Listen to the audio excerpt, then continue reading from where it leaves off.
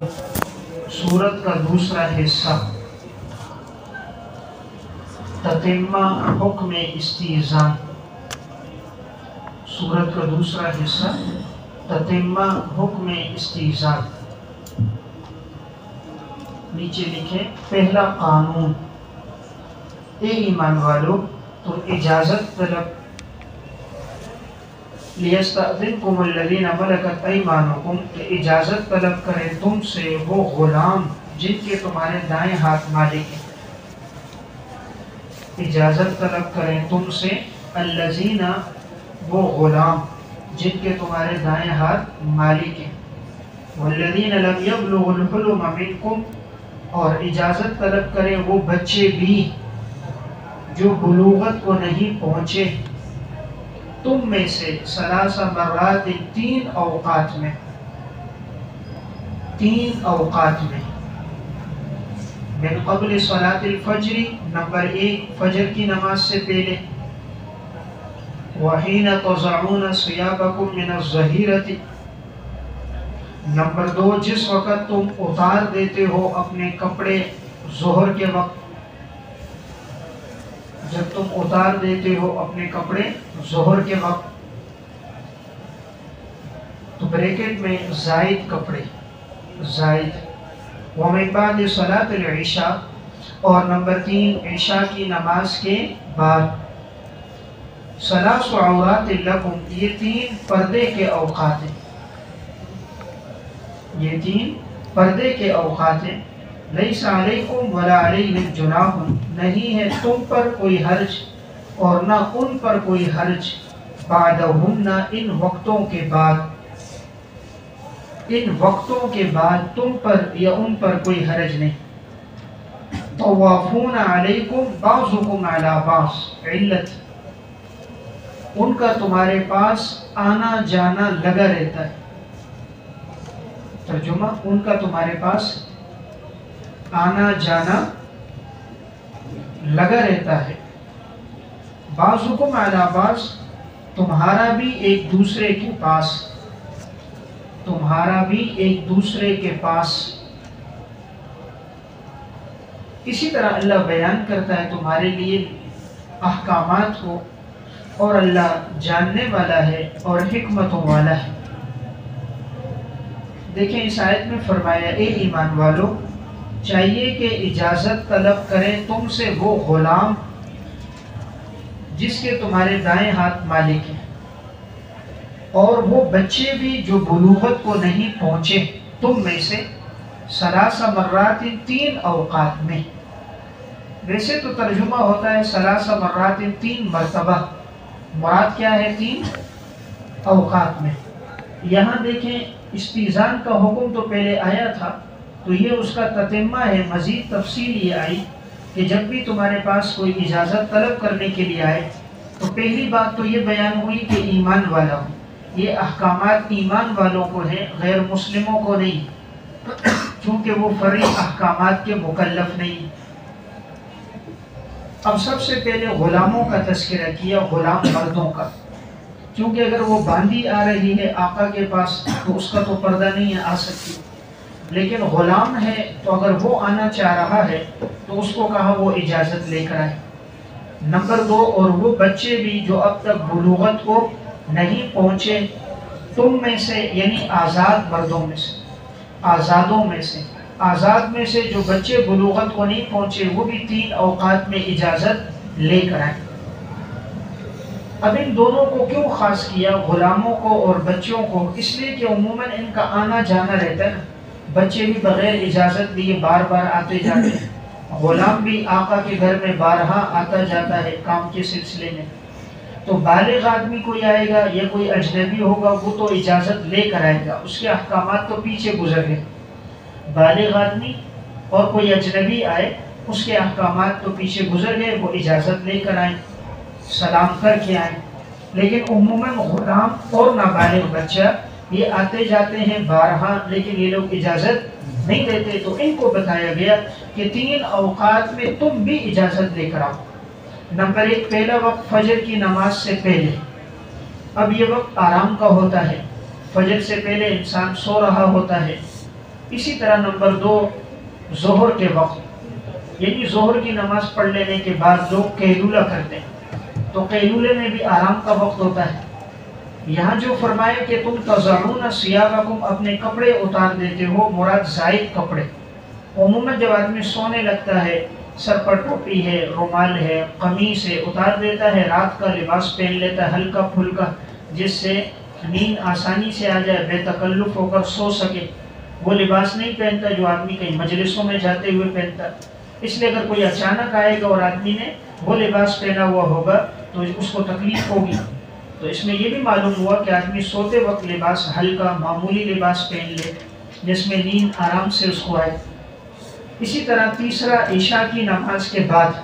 چونکہ عشاء کے بعد آرام کا وقت ہے، تو ان 3 اوقات میں ثلاث عورات لکم، یہ 3 تمہارے پردے کے اوقات ہیں، یہ 3 تمہارے پردے کے اوقات ہیں، اس لیے اس میں یہ اجازت لے کر آئے۔ لیس علیکم جناح، تم پر بھی کوئی حرج نہیں، لیس علیکم، تم پر بھی کوئی حرج نہیں، ان پر بھی کوئی حرج نہیں، بعدہن، ان وقتوں کے بعد، ان 3 اوقات کے بعد اگر غلام یا نابالغ بچہ آنا چاہے اور تم اس کو اجازت دے دو، یا وہ اجازت نہ بھی لے ویسے آ جائے، تو ان پر بھی کوئی گناہ نہیں، تم پر بھی نہیں۔ یعنی ان 3 اوقات کے علاوہ بچہ یا غلام آتا جاتا ہے تو ویسے ہی داخل ہو گیا، اس نے اجازت دے لی، اس پر بھی کوئی حرج نہیں، اور تم نے اس کو منع نہیں کیا یا تم نے اس کے لیے اجازت رکھی، وہ آیا اور گیا، تم پر بھی کوئی گناہ نہیں۔ تو گویا اجازت طلب کرنا 3 اوقات میں ہے۔ اور آگے علت یہ بیان کی، طوافون علیکم، علت یہ ہے کہ ان کا تمہارے پاس آنا جانا لگا رہتا ہے۔ طواف کا مطلب ہوتا ہے بار بار چکر لگانا، تو عموماً غلام آقا کے بعد بار بار چکر لگاتا ہے، بچے بارہا آتے جاتے ہیں، تو چونکہ وہ بار بار چکر لگاتے رہتے ہیں، اگر ہر مرتبہ اجازت طلب کریں گے تو بہت دشواری ہوگی، ہر مرتبہ دستک دیں، اجازت دے کر آئیں تو دونوں کے لیے دشواری ہوگی، اس لیے شریعت نے حکم دیا 3 مرتبہ میں اجازت لے کر آئیں، باقی میں اجازت لینا ضروری نہیں۔ تو وہ بارہا چکر لگاتے تو پر، بعضکم علی بعض، اور تمہارا بھی ایک دوسرے کے پاس اسی طرح چکر لگانا ہے، یعنی تم بھی کبھی ان کے پاس، وہ تمہارے پاس، ایک دوسرے کے پاس تمہارا آنا جانا ہے، اس لیے باقی اوقات میں اجازت لینا ضروری نہیں۔ تو یہ دیکھیں علت آ گئی، جیسے آپ صلی اللہ علیہ وسلم نے بلی کے بارے میں فرمایا کہ بلی چونکہ بارہا تم پر چکر لگاتی ہے، طواف ہے، اس لیے بلی کے جھوٹے میں تخفیف ہے کہ اس کا جھوٹا ناپاک نہیں، لیکن کتے کا جھوٹا دیکھیں ناپاک ہے، نجس ہے۔ بلی کا جھوٹا نہیں، چونکہ بلی گھر میں بارہا آتی ہے، برتنوں میں اور پانی میں منہ مارتی رہتی ہے، تو وہاں بھی علت طواف آئی کہ طواف کی وجہ سے آسانی آ گئی کہ بلی اگر کسی پانی سے پی بھی لے، اس سے آدمی وضو کر سکتا ہے، اس سے آدمی کپڑا دھو سکتا ہے، اگر اس کے منہ کے ساتھ کوئی خون یا ناپاکی نہیں لگی ہوئی تھی۔ صرف بلی کے پانی پینے سے پانی ناپاک نہیں ہوتا ہے، تو وہاں بھی علت کیا ہے؟ طواف، اور یہاں بھی علت طواف۔ اللہ رب العزت بیان کرتا ہے تمہارے لیے احکامات، اور اللہ جاننے والا ہے، اللہ نے جو حکم دیا ہے اللہ رب العزت کو معلوم ہے، اور حکیم ہے، ہر کام میں اللہ کی حکمت ہے۔ حکمت یہ کہ 3 اوقات میں اگر وہ اجازت نہ لیں، ایک دم اندر آ جائیں، تو انسان کبھی اپنے گھر والوں کے ساتھ ہوتا ہے، کسی اور حالت میں ہوتا نہیں، گوارا کرتا کہ کوئی اور آ کر مجھے دیکھ لے، کوئی بچہ یا غیر، تو پھر انسانی غیرت کو گوارا نہیں ہوتا، اور اس سے بسا اوقات جھگڑا، نزاع، تکرار کی کیفیت ہوتی ہے۔ اس لیے اللہ رب العزت کے ہر کام میں بڑی حکمت ہے۔ وَإِذَا بَلَغَ الْأَطْفَالُ مِنْكُمُ الْحُلُمَ، اور جب بچے تم میں سے، اور جب بچے بالغ ہو جائیں تم میں سے، جب بچے بلغ الاطفال، جب بچے پہنچ جائیں تم میں سے، الحلم، کس کو پہنچ جائیں؟ بلوغت کو، جب بچے بلوغت کو پہنچ جائیں تم میں سے، یہ اشارہ ہے آزاد بچے، لیکن پہلے جو بیان ہو رہا تھا وہ غلاموں کا بیان تھا، اب یہاں فرمایا اس کا جو بالغ ہو گیا یا بالکل بالغ ہونے کے قریب ہو گیا، قریب البلوغ، ان کے لیے وہ اجازت لیں گے، قریب البلوغ اجازت لیں گے۔ جو نابالغ یا غلام تھا ان کے لیے اجازت ضروری نہیں تھی، تو کہا جب پہنچ جائیں بچے تم میں سے بلوغت کو، فَلْيَسْتَأْذِنُوا كَمَا اسْتَأْذَنَ الَّذِينَ مِنْ قَبْلِهِمْ، چاہیے کہ وہ اجازت طلب کریں جیسے کہ اجازت طلب کرتے ہیں وہ لوگ جو ان سے پہلے ہیں، جو ان سے پہلے ہیں، نیچے لکھیں جیسے ان سے پہلے بالغ ہونے والے اجازت لیتے ہیں، جیسے ان سے پہلے بالغ ہونے والے اجازت لیتے رہے ہیں۔ تو جیسے بالغ اجازت لیتے ہیں تو جو بچے ابھی بالغ ہو گئے یا بلوغت کے قریب ہیں وہ بھی اجازت لیں گے۔ اسی طرح اللہ اپنے احکامات میں بیان کرتا ہے، اور اللہ جاننے والا ہے کہ کیا حکم انسان کے مناسب ہے، اور حکیم ہے جو حکم دیتا ہے اس میں حکمت ہے کہ جب بچہ بالغ ہو جائے یا قریب البلوغ ہو تو پھر انسان یہی چاہتا ہے کہ وہ اجازت لے کر آئے،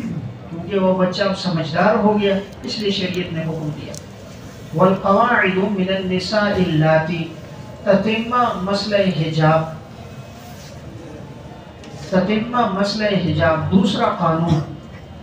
دیکھیں حجاب کا تذکرہ پہلے آیا تھا، اشارتاً مومن مردوں عورتوں کو حکم تھا اپنی نظروں کو جھکا دے اور اپنی شرمگاہ کی حفاظت کرے، اور پردے کے احکامات آئے کن کن سے پردہ ہے اور کن کن سے پردہ نہیں ہے، وہ تفصیلات پہلے آ گئی۔ اب اسی مسئلے کا تتمہ ہے۔ والقواعد من النساء، گھروں میں بیٹھی رہنے والی بوڑھی عورتوں میں سے، ترجمہ لکھیں، گھروں میں بیٹھی رہنے والی بوڑھی عورتوں میں سے، قواعد کہتے ہیں اس عورت کو جو گھر میں بیٹھی ہوئی ہوتی ہے بڑھاپے کی وجہ سے، وہ عورتیں لا یرجون نکاحا، جو امید نہیں رکھتی نکاح کی، فلیس علیہن جناح، ان کے لیے کوئی حرج نہیں ہے، ان یضعن ثیابہن، کہ وہ اتار دیں اپنے کپڑے، بریکٹ میں لکھیں اتار دیں حجاب والے کپڑے، حجاب والے کپڑے اتار دیں، یعنی دوپٹہ اتار دیں جس سے انہوں نے حجاب کیا ہوا تھا، یا برقع اگر وہ اتار دیں، پورا جسم ڈھکا ہوا ہے، صرف یہ کہ برقع نہیں پہنا ہوا، یا بڑی چادر نہیں ڈالی ہوئی، یا چہرہ نہیں چھپایا ہوا، غیر متبرجات بزینہ، جبکہ وہ نہ ظاہر کرنے والی ہوں اپنی زینت کو، نہ ظاہر کرنے والی ہوں اپنی زینت کو، وَإِن يَسْتَعْفِفْنَ خَيْرٌ لَهُنْ، اور اگر وہ بچیں اس سے بھی تو یہ بہتر ہے ان کے لیے، اور اگر وہ بچیں اس سے بھی تو یہ ان کے لیے بہتر ہے، بریکٹ میں اگر پردہ کریں تو ان کے لیے بہتر ہے، اور اللہ سننے والا جاننے والا ہے۔ اس آیت میں اللہ رب العزت نے فرمایا کہ وہ عورتیں جو گھروں میں بیٹھی رہنے والی بوڑھی عورتیں جو نکاح کی امید نہیں رکھتی، یعنی اتنا بڑھاپا ہے، اب مثلا 60 سال 70 سال ان کی عمریں ہو گئی، اب انہیں نکاح کی کوئی امید نہیں، نکاح کا ان کا کوئی ارادہ نہیں ہے، بہت بوڑھی، تو ان کے لیے کوئی حرج نہیں، تو نیچے رخصت، فلیس علیہن کے نیچے رخصت، ان کے لیے رخصت یہ ہے کہ وہ زائد کپڑے اتار سکتی ہے، یعنی حجاب۔ اب مثلا 70 سال کی بوڑھی اماں ہے، اب اس کو یہ حکم نہیں ہر وقت مکمل پردہ کرے اور ہر وقت برقعے میں رہے، تو اگر وہ چاہے تو بڑی چادر ڈال دی، اور اگر چہرے پہ پردہ نہ کر سکی، کسی جگہ آنا جانا ہوا اور اس کے لیے دشواری ہو، سانس بند ہو رہا ہو، پریشانی ہو، تو رخصت ہے وہ زائد کپڑے کو ہٹا سکتی، لیکن شرط آ گئی ہے کہ وہ ظاہر نہ کرنے والی ہو اپنی زینت کو۔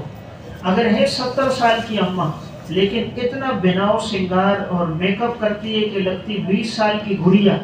تو اس کے لیے ہے، اور اگر ایسا ہے کہ وہ اتنا میک اپ کرے، اتنا بناؤ سنگار کرے کہ پتہ نہ چلے کہ اماں ہے یا 20 سال کی لڑکی ہے، تو پھر تو اس کے لیے پردے کا حکم ہے، کہ تب پتہ چلے جب اس کو پسینہ آئے اور میک اپ نیچے گر جائے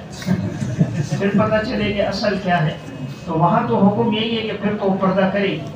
تو یہ شرط یہ ہے کہ ایک تو بوڑھی عورت ہو، نمبر 2 زیب و زینت کرنے والی نہ ہو، بناؤ سنگار کرنے والی نہ ہو، اور نکاح کی اس میں کوئی امید بھی نہ ہو، اس کے لیے رخصت یہ ہے کہ وہ زائد کپڑے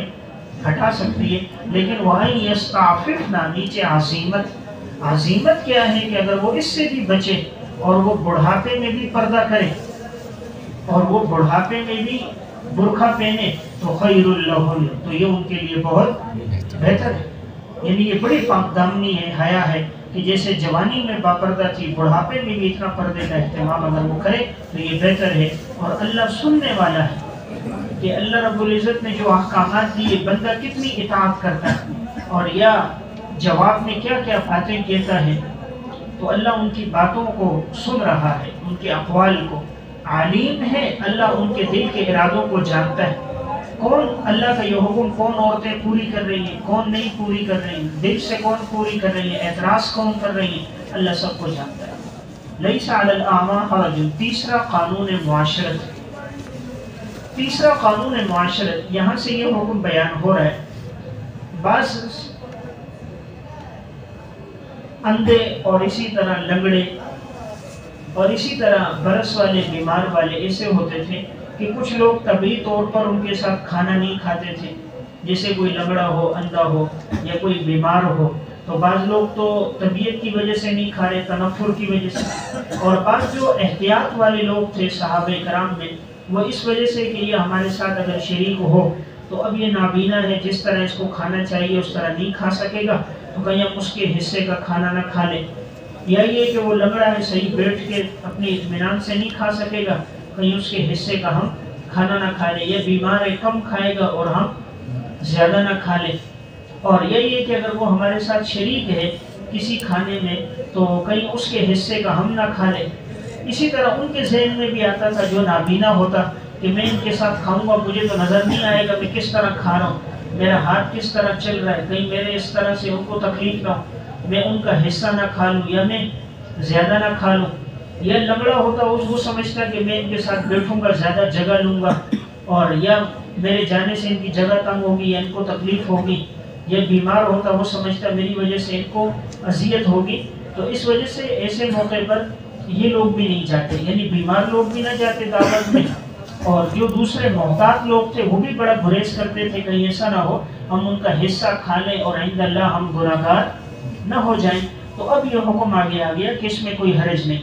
یعنی اگر کوئی نابینا ہے، کوئی لنگڑا ہے، کوئی مریض ہے تمہارے ساتھ کھانے میں شریک ہوتا ہے، یا تم اس کو اپنے ساتھ کھانے میں شریک کرتے ہو، تو اگر اس نے کم کھا لیا یا زیادہ کھا لیا تو اس پر تمہارے پر کوئی گناہ نہیں۔ لیس علی الاعمی حرج، نہیں ہے اندھے پر کوئی حرج، ولا علی الاعرج حرج، نہ ہی لنگڑے پر کوئی حرج، ولا علی المریض حرج، نہ ہی بیمار پر کوئی حرج، ولا علی انفسکم، نہ تمہارے اپنے نفسوں پر، ان تاکلوا من بیوتکم، کہ تم کھاؤ تم اپنے گھروں میں۔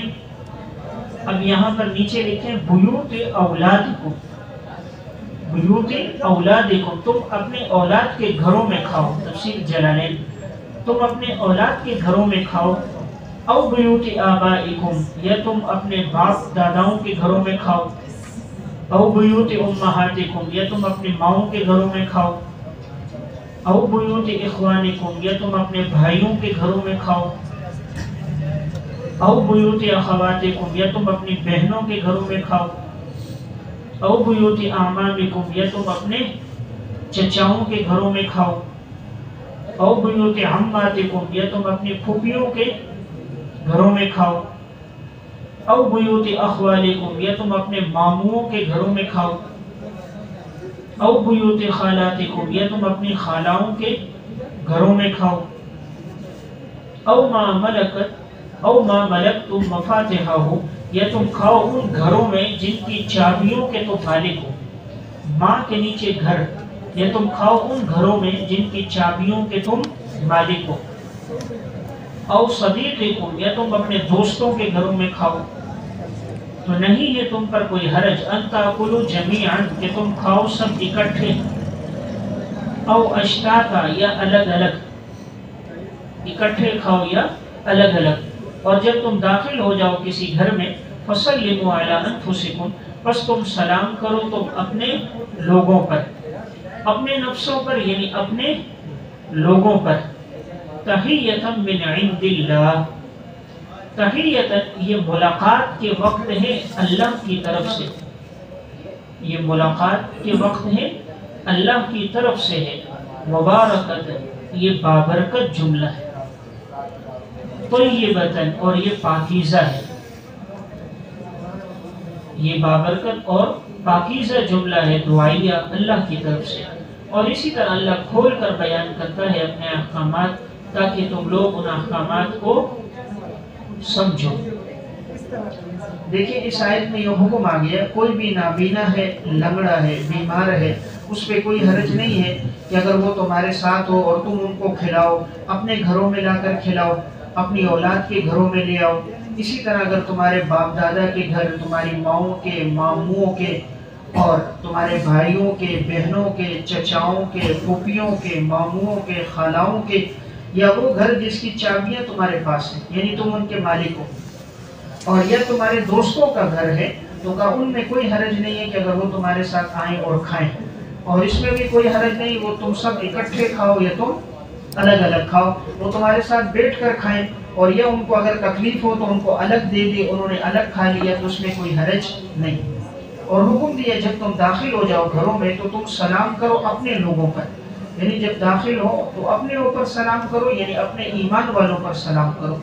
تو ان پر سلام کرنا گویا اپنے اوپر سلام کرنا ہے، وہ سلام کا جواب دیں گے تو وہی رحمت اور سلامتی کی دعائیں، برکت کی دعائیں انسان کو مل جائیں گی۔ تو تحیتاً سے پہلے معذوف ہے، سلموا تحیتاً، تم سلام کرو، اور یہ تحیتاً یہ ملاقات کے وقت ہے، یہ سلام ملاقات کے وقت ہے، یہ تحفہ ہے، اور یہ تحفہ اللہ کی طرف سے ہے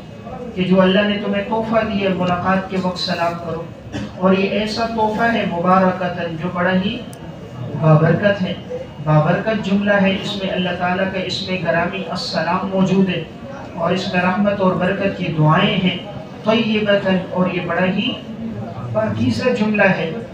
پاکیزہ جملہ ہے جس میں ایک مسلمان دوسرے کے لیے دعا کر رہا ہے۔ اسی طرح اللہ کھول کر بیان کرتا ہے احکامات تاکہ تم اللہ کے احکامات کو سمجھو۔ اس طرح سلام سے آپس میں محبت قائم ہوگی اور ایک تعلق اور ایک نسبت قائم ہوگی۔ تو اب ہم نے سلام کو چھوڑ دیا، اب ہوتا ہے ہیلو، کیا ہیلو۔ شریعت نے حکم دیا کوئی اچھا تمہارے ساتھ خدمت کرے، اچھا برتاؤ کرے تو کہو جزاک اللہ خیر، ابھی تھینک یو، تھینک یو، شکریہ، مہربانی، جزاک اللہ ختم ہو گیا۔ تو جو شرعی اصطلاحات ہیں وہ آہستہ آہستہ ہمارے اندر سے ختم ہو رہی ہیں، اس سے گریز کرنا چاہیے، شرعی اصطلاحات کا استعمال ہو، جہاں بھی آدمی جائے سلام ہے، جواب ہے، جزاک اللہ خیرن ہے، دعائیہ جملوں کا کہنا ہے، ان کا استعمال زیادہ ہو۔ اب اسکول ہوتا ہے وہاں جی بھائی اسٹینڈ اپ اور شٹ ڈاؤن، اور اگر صبح کا وقت ہے تو ایک جملہ کہتے ہیں گڈ مارننگ ہے، اور کبھی گڈ نائٹ۔ تو مارننگ اور نائٹ کی جگہ بہتر ہے آدمی کہے صبح بخیر ہے، صبح کی مسنون دعا پڑھ لے، شام کی مسنون دعا پڑھ لے۔ تو مسنون ادعیہ کا اہتمام کرنا چاہیے اور شرعی اصطلاحات کا اہتمام ہو، اور اگر کوئی خدمت کرے تو اس کے لیے دعائیہ جملے کہے جائیں۔ انما المؤمنون الذین آمنوا، مومنین کاملین کے اوصاف، مومنین کاملین کے اوصاف اور مجلس رسول کے آداب، اور مجلس رسول کے آداب۔ انما المؤمنون الذین، یقیناً ایمان والے لوگ جو ایمان لے کر آئے اللہ اور اللہ کے رسول پر، وَإِذَا كَانُوا مَعَهُ عَلَىٰ أَمْرٍ جَامِعٍ، جب وہ لوگ جمع ہوتے ہیں رسول کے ساتھ کسی اجتماعی کام پر،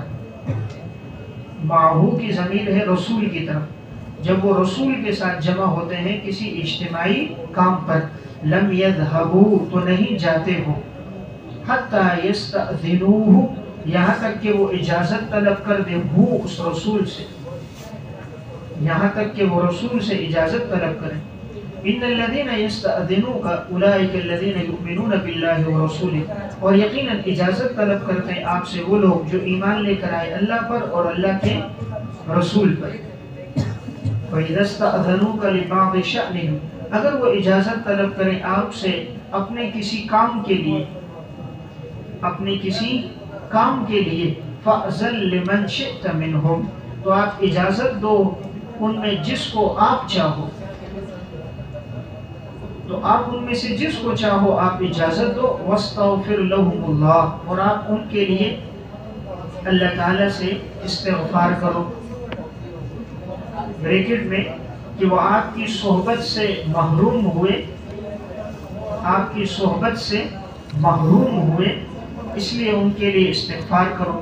اور یقیناً اللہ بخشنے والا اور رحم کرنے والا ہے۔ دیکھیں یہ جو آیت ہے یہ اس موقع پر نازل ہوئی، غزوہ احزاب کا موقع تھا۔ اب اس میں صحابہ کرام سب جمع تھے اجتماعی طور پر خندق کے کھودنے پر۔ تو اب صحابہ آتے، دن بھر خندق کھودتے، آپ کے ساتھ شریک رہتے۔ تو اب یہ منافق لوگ بھی ہوتے تو صرف اس لیے آ جاتے حاضری لگانے کے کہ پتہ چل جائے جی ہم بھی آئے، تو آئے، تھوڑی دیر آئے، گھوم پھر کے چلے گئے،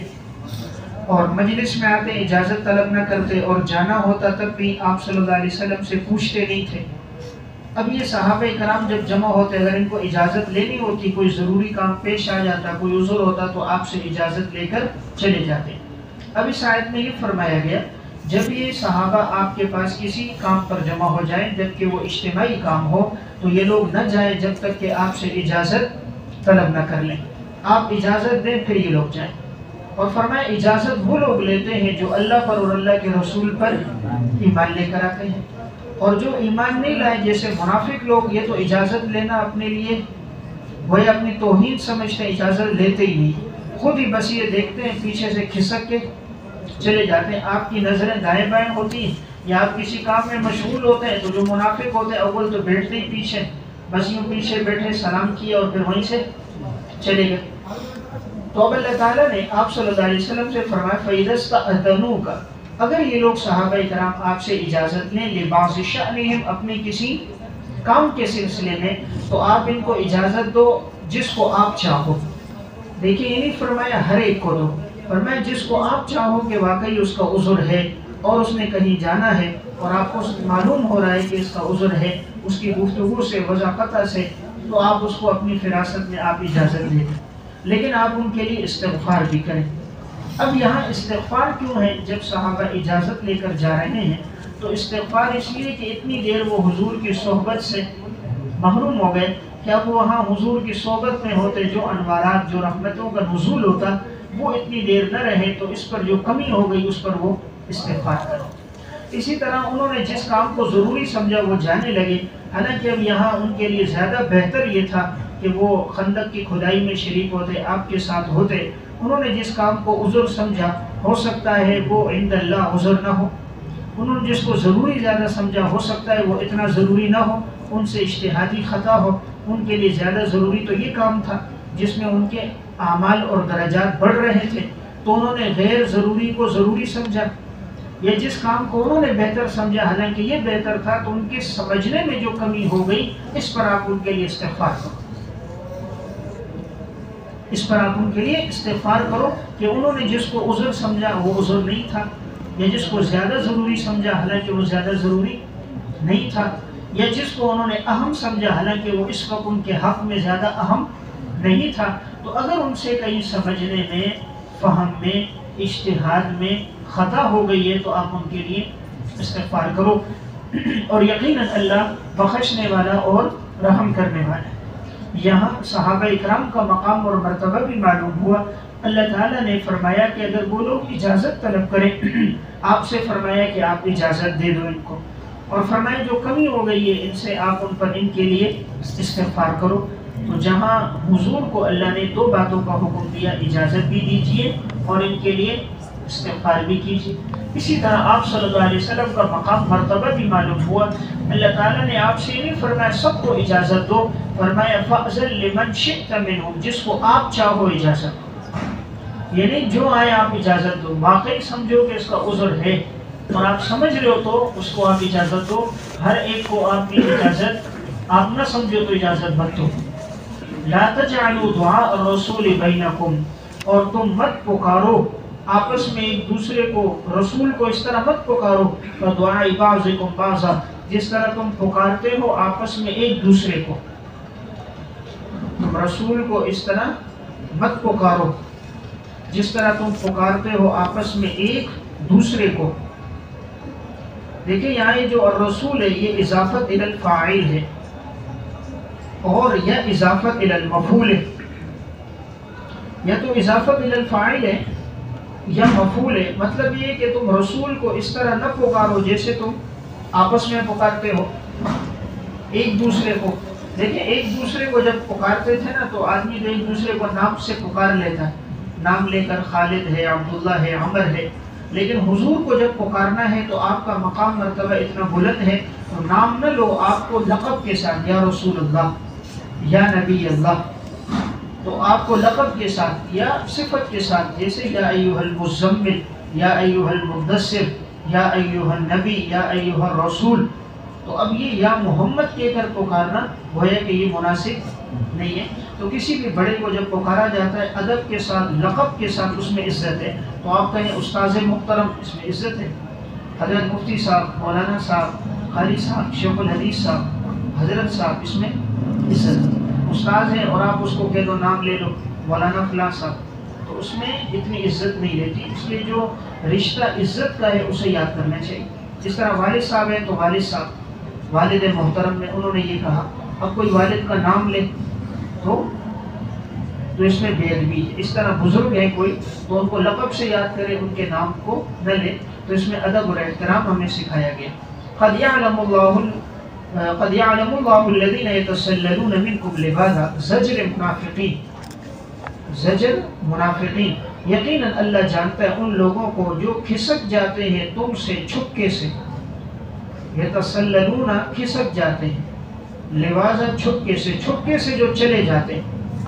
فَلْيَحْذَرِ الَّذِينَ يُخَالِفُونَ عَنْ أَمْرِهِ، چاہیے کہ ڈریں وہ لوگ کہ جو مخالفت کرتے ہیں رسول کے حکم کی، عن امرہ، رسول کے حکم کی، کہیں پہنچ نہ جائے ان کو آزمائش، بریکٹ میں دنیا میں، یا پہنچ نہ جائے ان کو دردناک عذاب، بریکٹ میں آخرت میں، آخرت میں۔ دیکھیں یہاں فرمایا کہ یہ منافق لوگ مجلس میں بالکل پیچھے بیٹھے ہوتے ہیں، اور جب آپ کی توجہ کسی اور کام میں ہوتی ہے تو یہ فوراً پیچھے سے چھپکے سے کھسک کر چلے جاتے ہیں۔ ان کو ڈرنا چاہیے کہ یہ رسول کے امر کی مخالفت کر رہے ہیں۔ اس میں آپ صلی اللہ علیہ وسلم کا مقام اور مرتبہ ہے، اور ساتھ منکرین حدیث پر اس میں رد بھی ہے۔ وہ لوگ کہتے ہیں صرف قرآن کافی ہے، حالانکہ یہاں آیت میں فرمایا رسول کے حکم کی مخالفت سے ڈرو۔ معلوم ہوا جیسے اللہ کے حکم کی اطاعت ضروری ہے، اللہ کے رسول کے حکم کی اطاعت بھی ضروری ہے۔ اسی لیے یا ایھا الذین آمنوا اطیعوا اللہ واطیعوا الرسول، یہاں فرمایا رسول کی اطاعت نافرمانی سے بچنا چاہیے۔ معلوم ہو جو نافرمانی کرے گا اس پر اللہ کا عذاب ہوگا۔ کان تصیبہم فتنۃ، جو نافرمانی کرے گا یا تو آزمائش آئے گی دنیا میں، اور یا اللہ ان کو عذاب دے گا آخرت میں، دردناک عذاب ہوگا۔ اور عذاب کی وعید تب آتی ہے جب وہ کام لازمی ہوتا ہے۔ اگر ایک کام ضروری اور واجب نہ ہو، صرف اولا غیر اولا ہو، تو اس پر عذاب کی وعید نہیں آتی۔ آپ کی اطاعت ضروری ہے، لازمی ہے، تبھی نہ کرنے والوں کے لیے دنیا میں بھی عذاب ہے اور آخرت میں۔ الا ان للہ، خبردار یقیناً اللہ کے لیے بادشاہت آسمانوں میں اور زمینوں میں۔ قد یعلم ما انتم علیہ، یقیناً وہ اللہ جانتا ہے، ما انتم علیہ، تم جس حالت پر بھی ہو اسے اللہ خوب جانتا ہے۔ یقیناً اللہ خوب جانتا ہے، ما انتم علیہ، تم جس حالت پر بھی ہو، یعنی تم جس حال میں بھی ہو اللہ کو خوب پتہ ہے کہ تمہاری حالت کیا ہے، تمہارا عذر ہے یا تمہارا عذر نہیں ہے، تمہارے دل کے اندر کیا بات موجود ہے، اللہ رب العزت تمہارے سب حقیقت حال کو جانتا ہے۔ وَيَوْمَ يُرْجَعُونَ إِلَيْهِ فَيُنَبِّئُهُم بِمَا عَمِلُوا، اور جس وقت وہ منافق لوٹائے جائیں گے، لوٹائے جائیں گے، پس وہ اللہ خبردار کر دے گا انہیں اس پر جو وہ عمل کرتے تھے۔ جب یہ منافق لوگ قیامت کے دن لوٹ کر آئیں گے اللہ کی طرف، جو دنیا میں جو جو یہ کام کرتے تھے، اللہ کے رسول کی نافرمانیاں کرتے تھے، اللہ تعالیٰ ان کو تمام ان کے اعمال بد سے واقف کر دے گا، خبردار کر دے گا، اس لیے کہ اللہ ہر چیز کا جاننے والا ہے۔ تو جب ہر چیز کا اللہ جاننے والا ہے تو اللہ سے کوئی چیز مخفی نہیں ہے، اور جب پوشیدہ نہیں ہے تو اللہ سب چیزوں کے اس ریکارڈ کو محفوظ کروا رہا ہے کرامن کاتبین کے ذریعے، اور کل یہ ریکارڈ ان کے سامنے کھولا جائے گا اور یہ لوگ کسی بات کا انکار نہیں کر سکیں گے۔ تو خلاصہ یہ ہوا کہ اس رکوع میں آداب سکھائے گئے کہ اللہ کے رسول کو اس طرح مت پکارو جیسے تم آپس میں ایک دوسرے کو پکارتے ہو، اور اللہ کے رسول کی نافرمانی سے بچو ورنہ تم پر دنیا میں اور آخرت میں عذاب آئے گا۔ اور جو منافق لوگ کھسک کے چلے جاتے ہیں ان کے لیے بڑے سخت الفاظ میں وعید بیان ہوئی۔ اور آخرت میں فرمایا کہ تم نے لوٹ کر تو ہماری طرف ہی آنا ہے اور ہم تمہیں تمہارے اعمال بد کی سزا دیں گے، اس لیے کہ ہم ہر تمہارے گناہ کو جاننے والے، تو ہر گناہ کے مطابق ہم تمہیں اس کا بدلہ اور سزا دیں گے۔